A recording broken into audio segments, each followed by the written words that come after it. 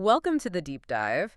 Today, we're pulling back the curtain on one of those hidden engines driving global industries. Absolutely. Things you don't always see but are critical. Exactly.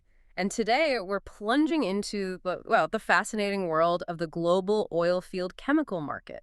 It sounds technical, but it's fundamental. It really is. Think about it. These aren't just, random chemicals. They're highly specialized fluids. Right. Everything from lubricants for drilling. To polymers that actually push oil out of rock formations, even biocides to keep things clean down there. They're absolutely crucial. Enhancing efficiency, making sure wells are sound.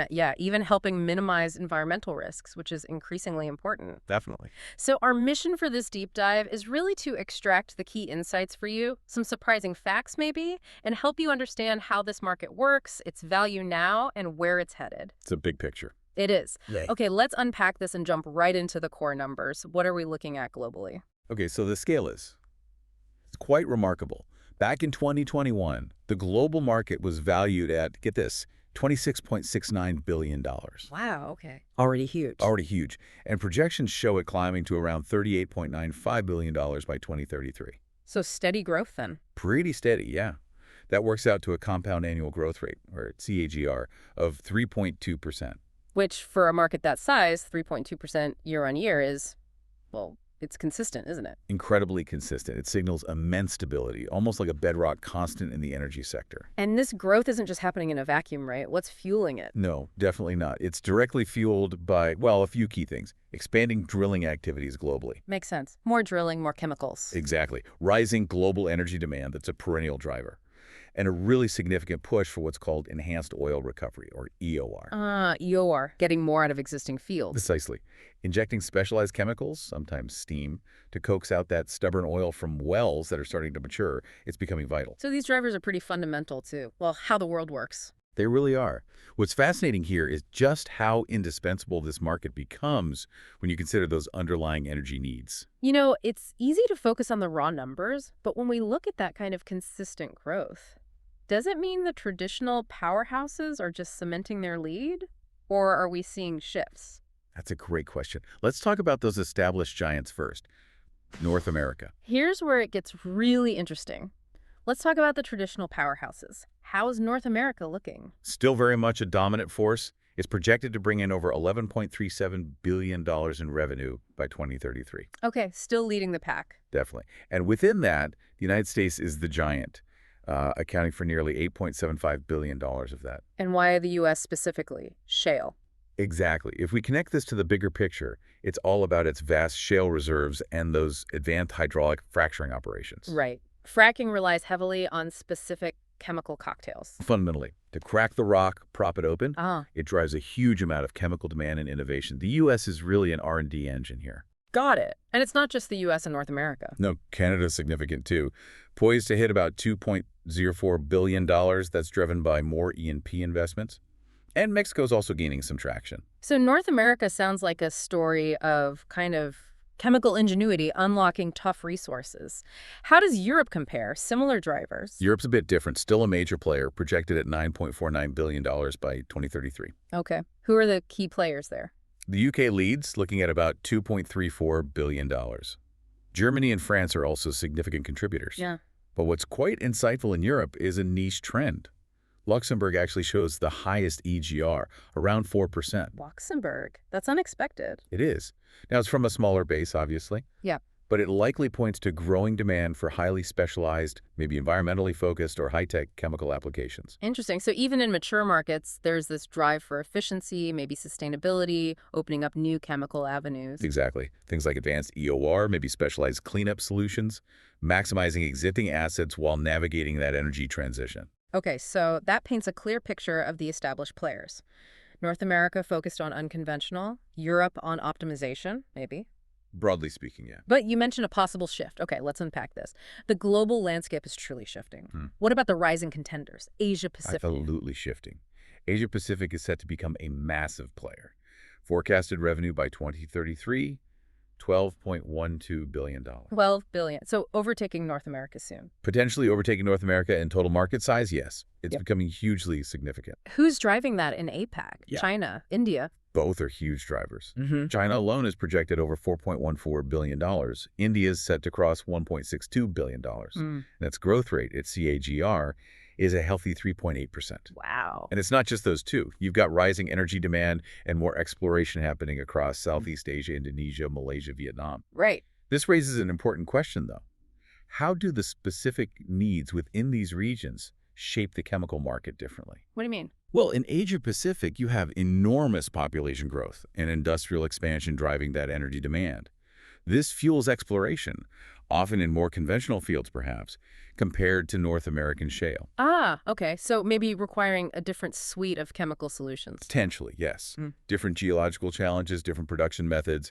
Their internal demand profile is key. That makes sense. Internal needs driving big investments. What about South America? Is it a similar story?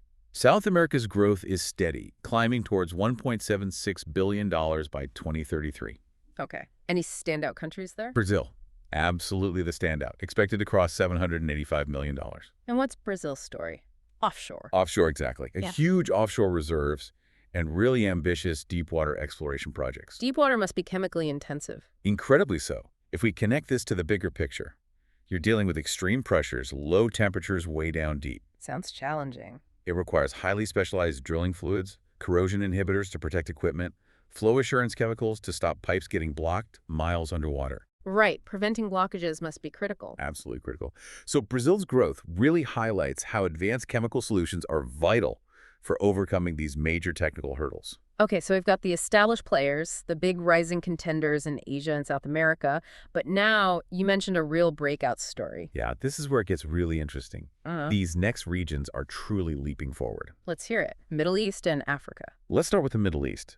What's fascinating here is that even though they've been producing oil for ages, they're still focused on innovation and optimization. So still strong demand for chemicals. Definitely. Projected to reach $1.67 billion by 2033, growing at a healthy 4.3% CAGR. Solid growth, key players, Saudi, UAE. Exactly. Saudi Arabia, the UAE, Qatar, they continue to pour investment into oilfield services. And the UAE is actually leading the growth charge regionally with a CAGR of 4.9%. Almost 5%. That's impressive. It really underscores that relentless drive to optimize performance, squeeze more out of existing fields, often using EOR. Okay, healthy growth in the Middle East. But Africa, you flagged that as something else entirely. What's happening there? Africa is, without a doubt, the real breakout story. It's showing the fastest growth globally, by far. Okay, lay the numbers on us. The market there is expected to nearly triple. It was about $960 million in 2021, projected to hit $2.55 billion by 2033. Triple. Wow. What's the AGR? A truly remarkable 7.4%. 7.4%. That is exponential. What's driving that surge? Nigeria is leading the charge with an even higher AGR, 8%. This is fueled by revitalized exploration projects and, crucially, a big influx of foreign investment. So new money and new projects unlocking potential. Precisely. And South Africa is also significant, targeting over $733 million by 2033. What's fascinating here is how this rapid expansion highlights, one, the potential of previously less explored reserves, and two, the vital role that foreign capital and the chemical infrastructure play in actually unlocking it. It's not just about drilling the hole, is it? It's the whole ecosystem. Exactly. Yeah. A complex industrial ecosystem heavily reliant on these specialized chemicals. So what does this all mean for the global energy landscape? We've tracked this hidden engine, the oilfield chemical market. Yeah. We've seen the traditional powerhouses like North America and Europe holding strong, but clearly rapid developments in Africa, the Middle East, Asia Pacific, they're reshaping things. Undeniably reshaping the map for these chemicals. And it feels like it's not just about volume anymore, is it? There's something else changing. Absolutely, not just volume. The deeper insight, I think, is that the market itself is evolving. It's moving beyond sheer quantity. Towards what? Towards a much bigger focus on innovation, sustainability, and adapting to a changing energy world. Which reflects broader pressures, right? Yep. Cleaner operations, efficiency. Exactly. Global pressures for cleaner extraction, getting more bang for your buck, resource-wise, responsible management. Yeah. For you, the listener, the key takeaway is this industry isn't static. Yep. It's dynamically responding to economic drivers and environmental concerns. It's pushing for smarter, more advanced chemical solutions everywhere. Getting more oil and gas, but doing it better with less impact. What a journey through those hidden years. A market over $26 billion now, heading towards nearly $39 billion. Huge numbers. Driven by everything from shale ingenuity in the U.S., deep water challenges in Brazil, and just incredible breakout growth in Africa. It covers the globe. It really does. And if, as you say, this market is truly moving towards innovation, sustainability, and adapting to a changing energy world, here's a thought to leave you with. What specific breakthrough chemical innovations might we actually see emerge in the next decade? Could something fundamentally alter how we extract oil and gas, especially in these high-growth regions like Africa or the Middle East?